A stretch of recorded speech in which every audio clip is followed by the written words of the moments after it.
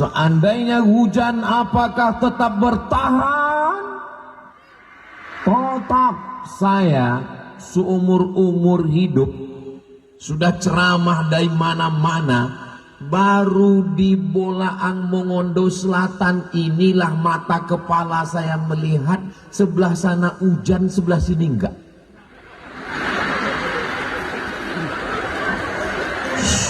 Putih biji mata saya sudah di mana-mana ceramah, baru di sinilah saya lihat di sana hujan, di sini enggak. Maka saya tadi hebat betul pawangnya ini. Ustadz kok nuduh kami? Saya husnuzon. Ini pastilah karena kemuliaan doa mereka yang istiqomah sholat subuh. Jadi kalau ada yang nanya, kenapa kita mesti sholat subuh berjamaah? Jawaban yang pertamanya adalah untuk bersilaturahim. Apalagi bupati ikut. Pak Bupati, ya. ASN ramai. ASN ramai. Luar biasa, ya. Kenapa ramai? Potong.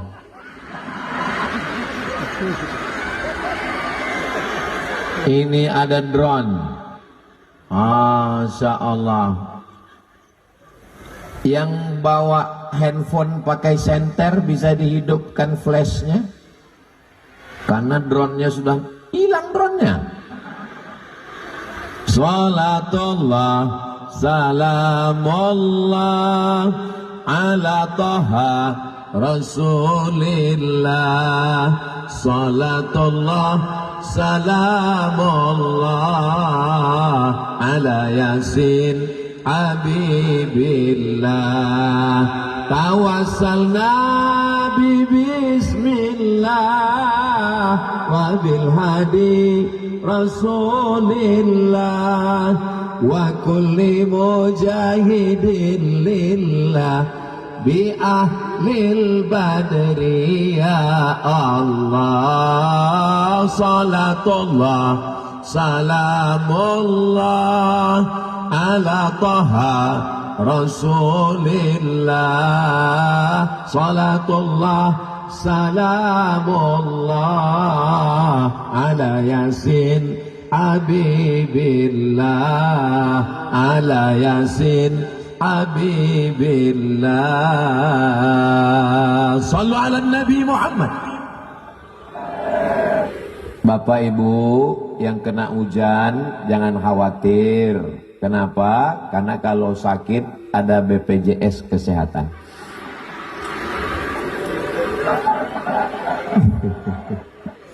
Bapak Ibu yang dimuliakan Allah Subhanahu wa taala. Malam ini silaturahimnya luar biasa. Kabupaten Bolaang Mongondo Selatan ini aman atau enggak aman? Saya lihat ke kiri Satpol PP, lihat ke kanan Banser, dikawal oleh TNI Polri, di depan pagar besi. Seluruh investor yang mau investasi datang ke Kabupaten Bolaang Mongondo Selatan. Di sini aman, jangan takut. Iya, tapi kami lihat ceramah Ustadz waktu datang itu kenapa dikawal? Takut serangan emak-emak garis keras. Ustadz Somad, ibu-ibu tadi datang sejak maghrib. Betul. Tuh mulai ngamuk sejak asar, dan mereka tidak mau pindah karena sudah booking tempat. Begitulah hebatnya mereka. Akhirnya tersambunglah silaturahim kita. La yadkhulul jannah, tidak masuk surga. Walaupun sholat sunatnya rajin, puasa sunatnya rajin, baca Qur'annya rajin, la yadkhulul jannah, tidak masuk surga. Siapa itu? Qati'ur rahim, orang yang memutus tali silaturahim. Jadi yang putus-putus selama ini, mudah-mudahan malam ini semuanya tersambung insyaallah. Amin. Papa. Ya. Papa dulu ketemu mama di mana? Jangan tanya-tanya. Banyak tanya masuk neraka. Nggak bisa dia cerita di mana ketemu dengan istrinya. Tapi ASN PNS di Kabupaten Bolaang Mongondo Selatan ketika ditanya, mama, iya, di mana dulu ketemu papa? Waktu sholat subuh berjamaah. Pas pulang, kami sama Pak Bupati, Wakil Bupati, Ketua Penggerak PKK, Kepala Dinas, Kepala Badan Kementerian Agama, MUI, pas pulang, sendal mama hilang. Pas lagi nyari-nyari, sepatu saya mana? Sepatu saya sudah diamankan panitia.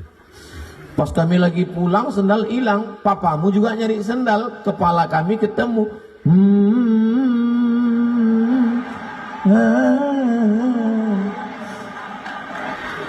Ketemunya indah, bertemunya di sholat subuh. Lahir anak pertama Muhammad Fajar. Masya Allah, so sweet.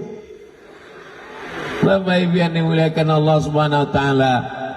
Ayah, iya, itu teman ayah. Oh iya, teman ayah lama. Dulu ketemu aja di mana? Sama-sama sakau. Enggak enak kita cerita. Tapi di Kabupaten Bolaang Mongondo Selatan, itu teman papa. Iya, ketemu di mana? Waktu kami sholat subuh berjamaah. Masya Allah. Papa sholat subuhnya berapa kali? Seminggu sekali.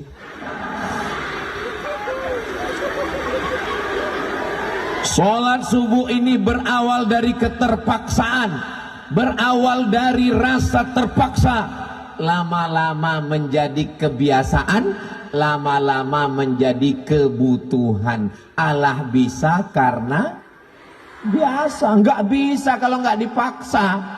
Mumpung kekuasaan masih ada, mumpung tanda tangan masih laku, pakai untuk melaksanakan yang baik-baik. Setuju? Setuju.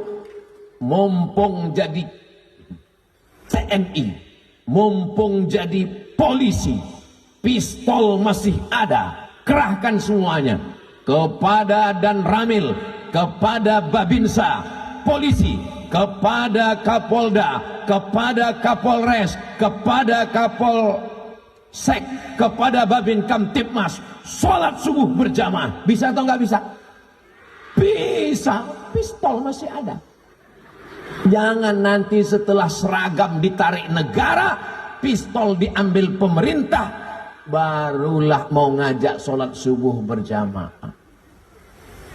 Dulu waktu pistol masih besi nggak mau dipakai. Sekarang udah tinggal pistol air. Nggak usah kita fokus ke situ, kita cerita lain. Saudara yang dimuliakan Allah Subhanahu Wa Taala, jadi saya ikut merasa bangga. Kenapa? Sholat subuh berjamaah nanti di masa akan datang kita buat peringatannya betul-betul di sholat subuh, insya Allah. Amin. Ini sholat isya berjamaah ini. Bapak Ibu yang dimuliakan Allah Subhanahu Wa Taala. Yang kedua, yang pertama tadi Pak Ustadz, silaturahim. Yang kedua, doa Nabi Muhammad sallallahu alaihi wasallam, Allahumma barik li ummati fi bukuriha. Ya Allah, berikanlah keberkahan pada umatku bagi orang yang paling bangun waktu pagi. Siapa yang paling cepat bangun di waktu pagi di Asia Tenggara? Tanya google.com. Yang paling cepat bangun pagi di Asia Tenggara adalah negara Singapura.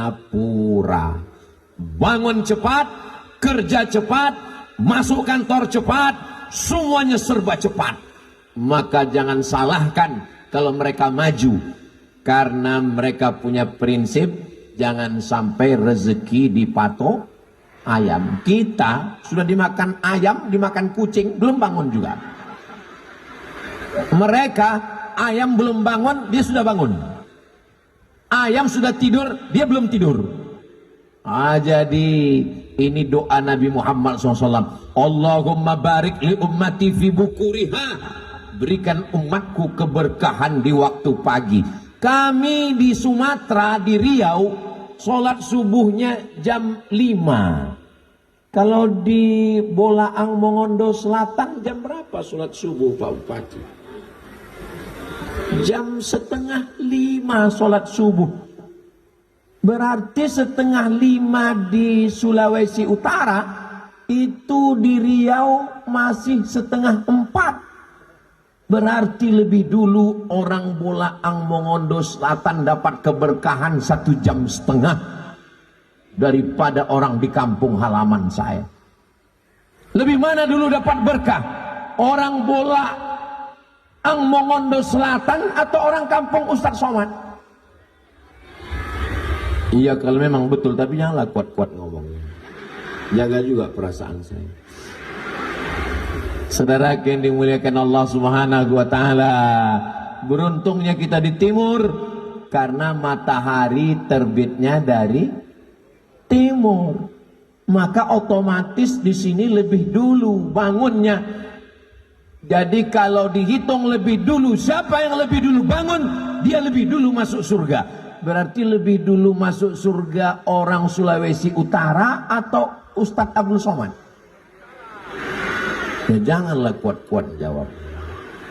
Saudara yang dimuliakan Allah Subhanahu wa taala, ini penting. Bangun pagi semangat. Bangun pagi paling bagus mandi. Katanya Pak Ustadz kalau bangun mandi itu nanti kena rematik, sakit tulang. Itu kalau mandinya habis maghrib sampai jam 12 malam. Tapi kalau bangun subuh bagus. Bahkan ada namanya terapi mandi subuh. Oh, itu tetangga saya mandi subuh terus Pak Ustadz. Iya, pengantin baru. Mandi subuh itu badan sehat, fresh. Setelah mandi, sholat sunat. Namanya sholat sunat wudhu. Sholat sunat apa namanya? Wudhu. Yang pakai usolli? Usolli sunnatal wudhu raka'ataini lillahi ta'ala. Nabi memanggil Bilal. Bilal, kesini sebentar Bilal. Bilal datang. Ada apa ya Rasulullah? Sami'tu dafan na'laika baina yadayya fil jannah. Saya dengar suara sendalmu dalam surga. Orangnya masih di dunia, tapi suara sendalnya sudah kedengaran di surga. Kresek, kresek, kresek. Ternyata amalannya tidak pernah meninggalkan sholat sunat setelah wudhu. Bagi yang sudah melaksanakan, alhamdulillah. Bagi yang belum melaksanakan, nanti malam insya Allah. Bagi yang enggak mau melaksanakan, innalillah. Saudara yang dimuliakan Allah, setelah sholat sunat wudhu, sholat sunat taubat. Kita banyak silap, banyak salah, banyak dosa. Ustaz Abdul Somad kan nggak ada dosa, nggak ada silap, nggak ada salah. Man kasura kalamuhu kasura saktuhu. Siapa yang banyak ngomongnya, dialah yang paling banyak salahnya. Di antara kita ini siapa yang paling banyak ngomongnya? Janganlah kuat-kuat ngomong. Aduh. Mudah-mudahan Allah mengampunkan kesilapan dan kesalahan saya. Usolli sunnatat taubat. Ustaz, kalau sunat taubat dosanya perlu diucapkan? Gak usah diucapkan. Ini sholat di sunat taubat diucapkan. Usolli sunnatat taubat pakai narkoba sabu-sabu. Sholat di samping Pak Kapolres. Langsung kena tangkap. Mudah-mudahan Allah mengampunkan dosa kita. Selesai sholat sunat taubat, sholat sunat tahajud.